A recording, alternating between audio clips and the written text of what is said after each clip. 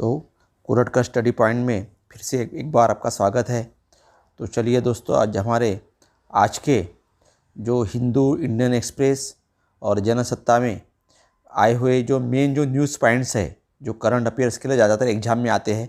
वैसे आपको पता है कि कोई भी जो एग्ज़ाम सेट होते हैं या एग्ज़ाम सेटर होते हैं, उनके दो ही इससे ज़्यादातर वो करंट अफेयर्स आते हैं। एक तो है द हिंदू और दूसरा है द इंडियन एक्सप्रेस। तो इस वजह से ज़्यादातर, और ये दोनों पेपर को ऑथेंटिक माना जाता है। इस वजह से यहाँ से मैं आपको जो हमारे जो करंट अफेयर्स के पॉइंट है वो मैंने निकाले हूँ और उसको क्वेश्चन आंसर साथ साथ में एक्सप्लेनेशन के रूप में दिया हो। अभी तक आपने हमारे चैनल को सब्सक्राइब नहीं किया होगा तो कृपया सब्सक्राइब कर लीजिए, बेल आइकन पर बटन दबाइए ताकि आने वाली वीडियो की नोटिफिकेशंस आपको मिलती रहे, और हमारी वीडियो को लाइक करें और शेयर करें। तो चलिए शुरू करते हैं आज का हमारा करंट अफेयर्स मॉनिटर का एक नया इशू। तो आज की तारीख है 27 तारीख। आपको मैं ये क्या करता हूँ कि आज के जो वीडियो जो है, ये जो न्यूज़पेपर में जो या कई BBC वगैरह या अल जज़ीरा पे जो भी जानकारी आती है, वह जानकारी आज मैं कलेक्ट करके आज वीडियो बनाता हूँ और कल सवेरे 7 बजे मैं इसको रिलीज़ करता हूँ। तो आप ये मत सोचिए कि आज की तारीख 28 तारीख है लेकिन सर बोल रहे हैं कि 27 तारीख है। नहीं है, आज ही मैंने वीडियो बनाया हूँ और कल की जानकारी आज है। बहुत बार ज़्यादातर वीडियो में एक बार मैं देखता हूँ। थोड़ा सा एक अलग विषय बोलूँगा कि हाल ही में रिसेंटली ऐसे शब्दों का प्रयोग करके 8-10 दिन पुरानी बातें भी लोग अपने वीडियो में ठूसते रहते हैं, लेकिन ये काम मैं नहीं करता। मैं क्या करता हूँ, केवल कल या अगर आज कोई मेजर न्यूज आती है, ब्रेकडाउन अगर होती है तो वही करवा के मैं ये तैयार करता हूँ। इस वजह से भले ही कल की तारीख 28 तारीख रहेंगी, लेकिन ये जो जानकारी जो है 27 तारीख की है। तो चलिए, आज की तारीख 27 तारीख है और इसमें जो आए हुए जो मेन जो हमारे करंट न्यूज़ है या करंट अफेयर्स वाली बातें जो है, उसमें हम शुरुआत करते हैं। तो हमारा पहला सवाल है, which state linked public benefits to vaccination. मतलब हमारा जो टीकाकरण का जो कार्यक्रम है, मतलब मैं स्पेशली कोविड के बारे में बात कर रहा था। तो कोविड-19 का जो टीकाकरण जो है, उस टीकाकरण को पब्लिक बेनिफिट के साथ किस स्टेट ने जोड़ा है, लिंक किया है? तो उस स्टेट का नाम है असम। असम ने क्या किया है कि अगर मान के चलिए कि अगर कोई व्यक्ति अगर वैक्सीन अगर नहीं लेता है तो गवर्नमेंट के जितने सारे बेनिफिट्स है, चाहे वो राशन की दुकान वाले हो और कोई दुकान हो, उसे वो नहीं मिलेंगे। तो अगर वो उसने दोनों टीका अगर ले चुके अगर है तो उसको वह बेनिफिट्स मिलेंगे। तो ये हमारा पहला राज्य बन गया है आसाम, कि जिसने which state linked public benefits to vaccination, Assam है। आसाम के आपको CM पता है, हेमंत बिस्वा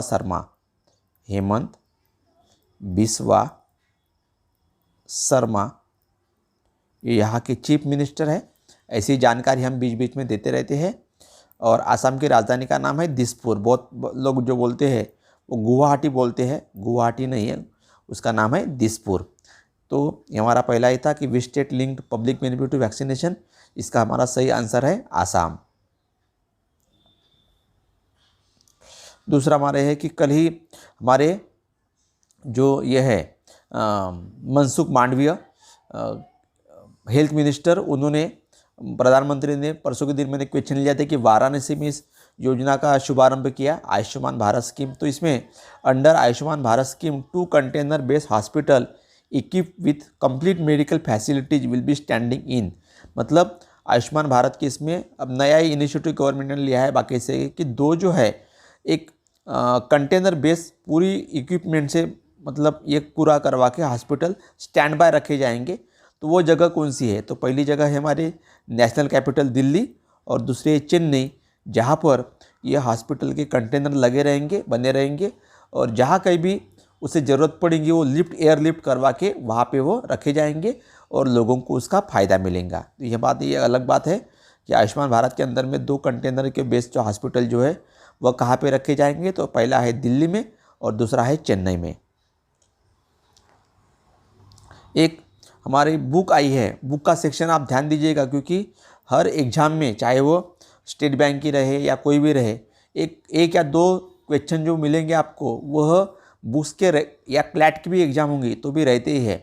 कभी कभी ये जो आते हैं इसमें नए वाले बुक्स आते हैं या कभी कभी जो पुराने वाले के रहते हैं कि माय एक्सपीरियंस विद ट्रूथ मतलब महात्मा गांधी या रविन्द्रनाथ टैगोर की लिखी हुई या और कोई चीज़ जो है रस्किन बॉन्ड की किताबें जो है वो वहाँ पे आती है। तो हमारी बुक है India versus UK the story of an unprecedented diplomatic win is written by, मतलब India versus UK the story of an unprecedented diplomatic win, ये किसने लिखी है किताब? ये लिखी है सैयद अकबरुद्दीन सईद अकबरुद्दीन ने। कई बार देखा होगा कि ये हमारे पहले इसके एक्सटर्नल मिनिस्ट्री के स्पोक्सपर्सन रहे, बाद में हमारे यूनाइटेड नेशंस में ये परमानेंट वहाँ पे हमारे रिप्रेजेंटेटिव करके रहे, और इसमें अपने यूनाइटेड किंगडम के इसमें वह जो पिछली बार इलेक्शन हुआ था इसके पोस्ट के लिए, और वहाँ पर यूके हार कर परमानेंट इसके लिए मतलब अपने जगह बनाने के लिए वहाँ पे जो हुआ था उसमें इंडिया जीता था, उसके लिए इन्होंने किताब लिखी है सईद अकबरुद्दीन साहब ने, India versus UK the story of an unprecedented diplomatic win. हमारा अगला सवाल है for which purpose civil aviation ministry has notified a traffic management policy framework, मतलब सिविल एविएशन मिनिस्ट्री ने अभी हाल ही में ट्रैफिक मैनेजमेंट पॉलिसी ने फ्रेमवर्क जो किसके लिए उन्होंने प्रस्तुत किया, तो वह किया है ड्रोन के लिए, क्योंकि अभी तक हमारे तरफ में ड्रोन की कोई पॉलिसी नहीं थी। आपने पंजाब में कश्मीर में देखे होंगे कि ड्रोन से काफ़ी ये हो रहे हैं, इस वजह से पब्लिक और साथ साथ में प्राइवेट जो भी यहाँ पे ड्रोन चलाते हैं तो उनके लिए पहली बार ये पॉलिसी लेके आए हैं सिविल एविएशन मिनिस्ट्री ड्रोन के लिए। आपको पता है सिविल एविएशन मिनिस्टर जो है वह हमारे है ज्योतिरादित्य सिंधिया ये यहाँ के हमारे इसके मिनिस्टर है। बाद में हमारा अगला सवाल है what is the name of Germany parliament, Germany की पार्लियामेंट का नाम क्या है? जैसे हमारे भारत के पार्लियामेंट का नाम है संसद, तो वैसी प्रकार से जर्मनी के पार्लियामेंट का नाम क्या है? एक टिकली सवाल है ये, उसका नाम है बुंडेसटैग। क्या नाम है इनका? बुंडेसटैग। क्या नाम है इनका? बुंडेसटैग। और जर्मनी की पार्लियामेंट कहाँ पर है? बर्लिन में। ध्यान दीजिएगा, बर्लिन में। कन्फ्यूजन वाली बात कभी कभी रहती है बॉन में, लेकिन वो नहीं है, इसका ये बर्लिन। कौन है यहाँ पर? बर्लिन। तो what is the name of Germany parliament? Bundestag.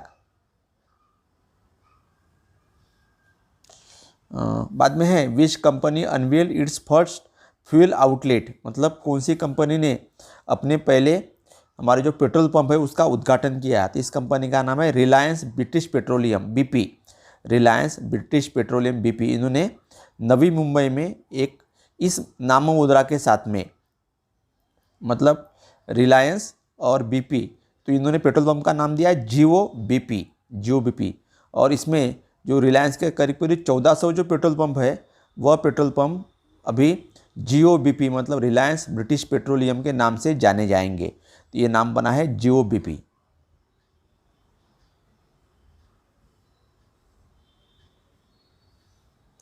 बाद में है who appointed as Pakistan ISI chief, Pakistan की जो स्पाई एजेंसी है इंटर स्टेट इंटेलिजेंस, तो उसके नए चीफ किसको अपॉइंटमेंट किया गया है? तो इनका नाम है लेफ्टिनेंट जनरल नदीम अंजुम। थोड़ा ध्यान देने लायक बात हमारी ये है, lieutenant general Nadeem Anjum ISI के जो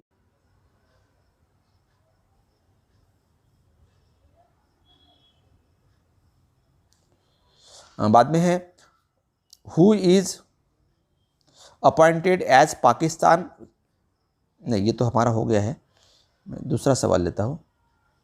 who is appointed as new defence minister of Canada, मतलब कनाडा में नए डिफेंस मिनिस्टर कौन बने हैं? तो थोड़ा सा वैसे कनाडा के डिफेंस मिनिस्टर को लेना देना नहीं है, लेकिन यहाँ पर जो व्यक्ति बने जो है उनका सही आंसर है अनीता आनंद।